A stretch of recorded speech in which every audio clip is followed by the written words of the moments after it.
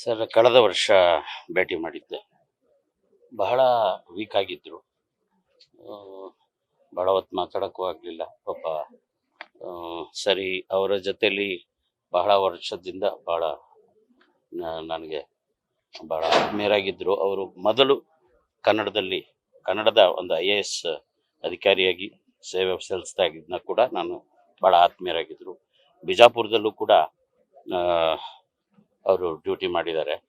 ನಾನು ಬಾದಾಮಿ ನಾಟಕಕ್ಕೆ ಹೋಗಿದ್ದೆ. ಬಿಜಾಪುರ ಹತ್ರ ಅಂಥೇಳಿ ಅವ್ರನ್ನ ಸಾಹೇಬ್ರನ್ನ ಭೇಟಿ ಆಗೋಣ ಅಂತ ಮನೆಗೆ ಹೋದೆ. ಅಲ್ಲಿ ಊಟ ಮಾಡಿ ಅವರು ಮೀಟಿಂಗ್ನಲ್ಲಿದ್ದರು.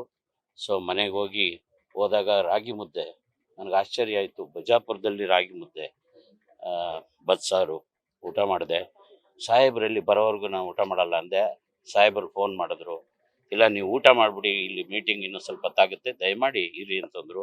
ಅವರೇ ಬಂದು ಮ್ಯಾಂಗೋ ಜ್ಯೂಸ್ ಮಾಡಿ ಅವ್ರ ಕೈಯಾಗ ಮಾಡಿ ಕುಡಿಸಿದ್ರು. ಬಹಳ ದುಃಖ ಆಗ್ತಾಯಿದೆ ಇವತ್ತು. ಅವ್ರ ಜೊತೆಲೂ ಕೂಡ ಬಾನಲ್ಲೇ ಮಧುಚಂದ್ರಕ್ಕೆ ಆ ಸಿನಿಮಾದಲ್ಲಿ ಪಾತ್ರ ಮಾಡಿದೆ.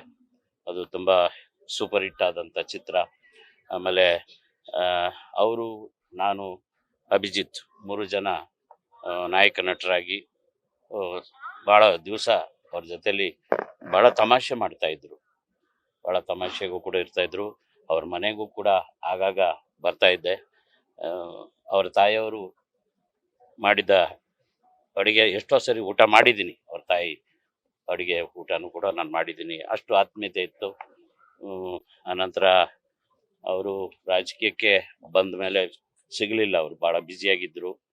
ಅವರ ಏನಾದರೂ ಕೂಡ ಅವರ ಆತ್ಮಕ್ಕೆ ಶಾಂತಿ ಸಿಗಲಿ. ಅವ್ರ ಮನೆಯವರು, ಅವ್ರ ಮಿಸ್ಸಸ್ಸು, ಮಕ್ಕಳು, ಅವರ ಬಾಮೈದ ಎಲ್ಲರೂ ನನಗೆ ಭಾಳ ಆತ್ಮೀಯರು. ಮೈಸೂರಲ್ಲಿ ಇದ್ದಾಗಿಂದ ಕೂಡ ಪರಿಚಯ. ಅವರ ಆತ್ಮಕ್ಕೆ ಶಾಂತಿ ಸಿಗಲಿ ಅಂತ ಹೇಳಿ ಕೇಳ್ಕೊಳ್ತೀನಿ.